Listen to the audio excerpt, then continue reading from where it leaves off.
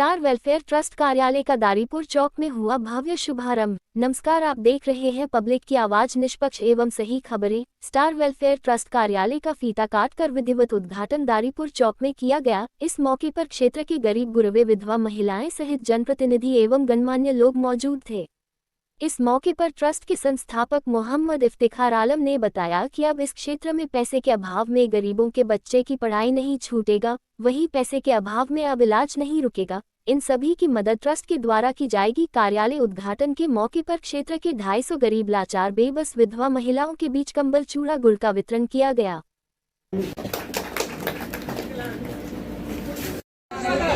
एक आदमी दूसरे का ऐसा ख्याल रखे कि कहीं किसी को दिक्कत ना हो।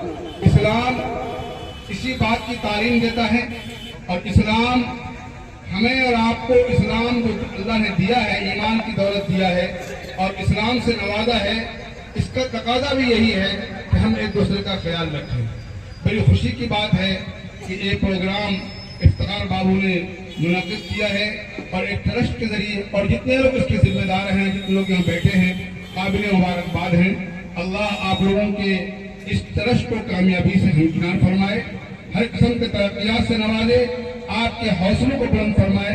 देखिए, हमारे समाज और माशरे में आज जो निचले तबके के लोग हैं, जो गरीब तबका के लोग हैं, जरूरतमंद लोग हैं, कोई बीमार हो जाता है, उनके इलाज के लिए आप गांव-गांव लोग चंदा करते हैं, तो ऐसे ट्रस्ट के जरिए उनके इलाज की सहूलत हासिल होगी और दीगर सहूलियात हासिल होंगी। और जब ये सहूलियात हासिल होंगे तो मेरे भाई, हमारे इलाके में, हमारे इलाके के लोगों को फायदा होगा। और अल्लाह के नबी ने, जनाब मोहम्मद रसूलुल्लाह सल्लल्लाहु अलैहि वसल्लम ने खुशखबरी सुनाया, खैरुन्नास मन यनफउन्नास, बेहतरीन इंसान वो है जिस इंसान के जात से दूसरे इंसान को फायदा पहुंचे। ये ट्रस्ट इसी काम के लिए है कि एक दूसरे का ताउन हो, एक दूसरे को फायदा हो, एक दूसरे का ख्याल रखा जाए। बड़ी खुशी की बात है।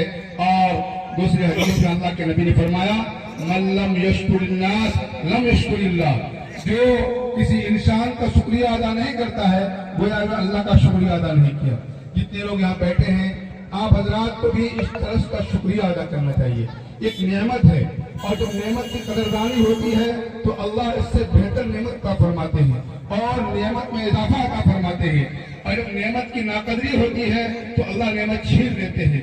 ये इफ्तिखार साहब का और उनके रफ़ाक़ाए जो उनके साथ हैं, जो लोग मिलकर इस ट्रस्ट के लिए हमारा मेहनत करते हैं, कोशिश करते हैं, उनके लिए दुआ कीजिए कि अल्लाह इनके हौसलों को बुलंद फरमाए।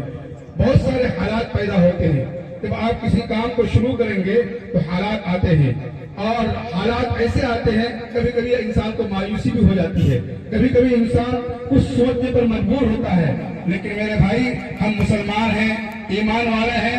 ईमान वाले का जो ईमान है, इसकी हरारत और इसकी ख्वाहिश हमेशा बुलंद होनी चाहिए, इनका हौसला बहुत बुलंद होना चाहिए। इसलिए मेरे भाई, काफी मुबारकबाद है इफ्तिखार बाबू और उनके साथी आप लोगों का बहुत बहुत शुक्रगुजार हूँ कि ठंड के मौसम में भी एक आवाज लगाए और आप लोग आके पहुँच गए। आज हमें लग रहा है कि हमने जो सपना देखा था कि एक ट्रस्ट चलाएंगे हम, जो बेसहारा लोग हैं, यानी मेरे भी वालिद साहब का इंतकाल हो गया था, मेरी उम्र 13 साल की थी और ये ऐसा नौबत आया मेरे साथ में कि हमें पढ़ाई छोड़ना पड़ा। पढ़ाई छोड़ के हम बाहर जाके जैसे भी हुए अपने घर को चलाए।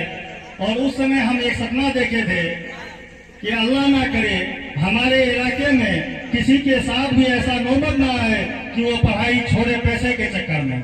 वो सपना लेके आज तक हम चले थे और अल्लाह ने जिस हालात में हमें कामयाबी दी, हर टाइम हम गरीबों और मजलूमों के लिए खड़े रहे।